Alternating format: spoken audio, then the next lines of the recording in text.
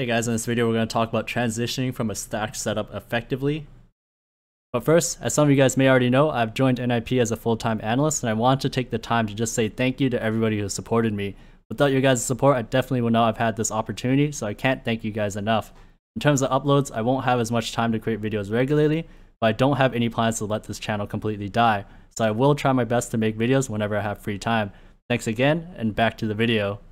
The goal of this video is to make you think a bit more deeply about how you transition away from a stacked setup and how it's important to use your position to maintain the balance of map control as it happens.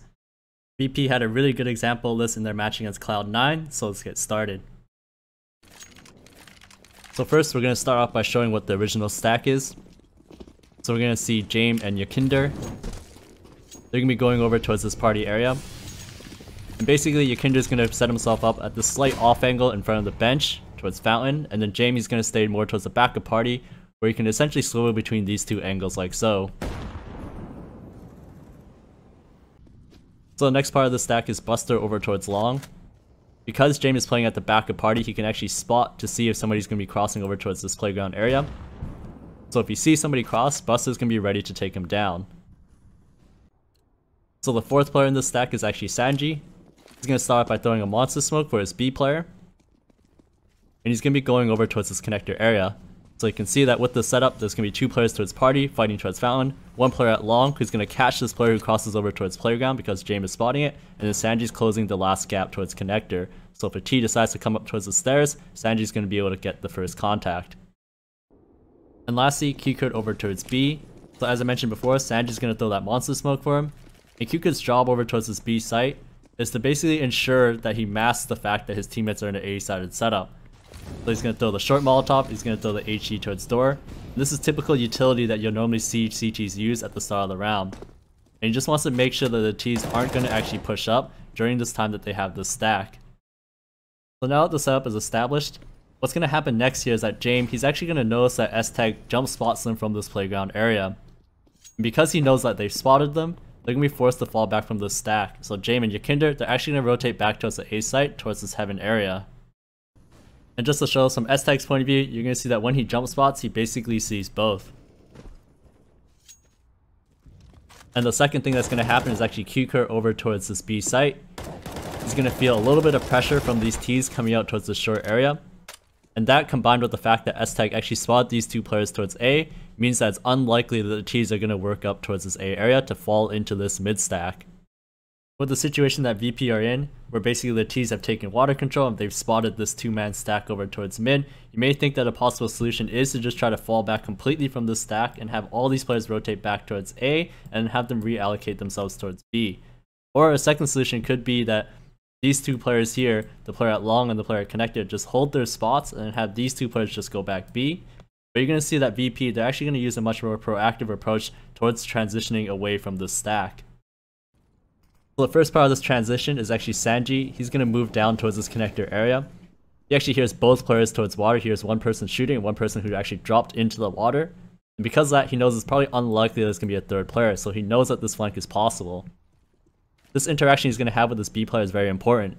So Q-Curt, he still has a smoke remaining, because as I mentioned earlier, his teammate smoked towards monster, so that's why he has the smoke available to be able to do this. So he's going to smoke towards short to delay the Ts. And with that delay, Sanji's able to peek over towards the store area and get the first kill. Q-Curt also has a flash, and he's going to use that flash to allow Sanji to re-peek and clear off this short area. With that flash, he's able to clear Alex as well. And the next part of this transition is actually Buster over towards Long. So rather than falling back, he's actually going to push up towards Fountain. His teammates get shot in the back from Bathroom, so Buster knows that there's somebody in this Fountain area. So he's going to try to pull off the flank here onto this player lurking over towards Bathroom, and he's able to get that kill. So after Buster gets his kill over towards this Bathroom area, Q-Curt's going to reposition himself to take a more passive angle because the CTs, they've basically cleared towards short, they've cleared towards this mid area, so the only spot that's remaining is out towards monster. Because of the timing, there's a very good chance that this player might have actually lurked out towards the site, so that's why Q-Curt's playing so passively towards this CT area. So for Yakinder, who's actually rotated over towards this heaven area from A, because they're well aware that there could be a T in this B site, he's actually going to throw a flash over towards monster to push a player who's possibly over here back, and to give him the space to actually peek over towards the site. You can see that works out perfectly as he gets his kill onto Floppy. And as well, you're going to see that James, he's going to post over towards this monster area to help facilitate this push from Yukender. So after the flash goes off, Yukender gets his kill. This entire time, James is posted over towards this pillar area just in case this T over towards monster wants to try to trade.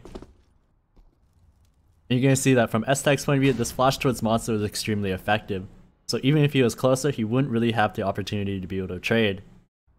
And now, in a 5v1 situation, you're going to see that Q-Kurt with his low HP, he's simply just going to jump swap over this wall to see over towards monster.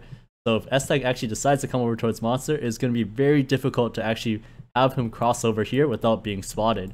And as well, Q-Kurt has 2 teammates over towards the short area. So even if S-Tech decides to go over towards short, he's going to have to deal with 2 players.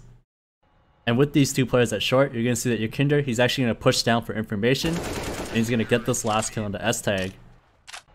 And to top it off, even if Yukender doesn't get this kill, it is highly unlikely that S-Tag will also expect Sanji next to the sandbag so closely. If we look back at this round, there's a couple of key decisions that actually made this transition so successful. So the first one being that Sanji pushing down towards this connected area to try to flank towards short, and Buster pushing over towards long to clear towards this found area. We imagine that both of these players, if the player towards connector and the player towards long don't actually aggress and just stay more passively, there's a good chance that Cloud9 would have been able to take this B bomb site where they would have had pit control and they would have had short control. It would have forced VP into a 5v5 B bomb site retake, and it would have been a very difficult task to pull off.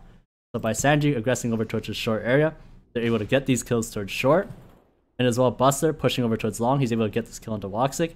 So even though Cloud9 here, although they actually have the B bomb site, they're still in a very tough position to be able to pull off this post-plant victory.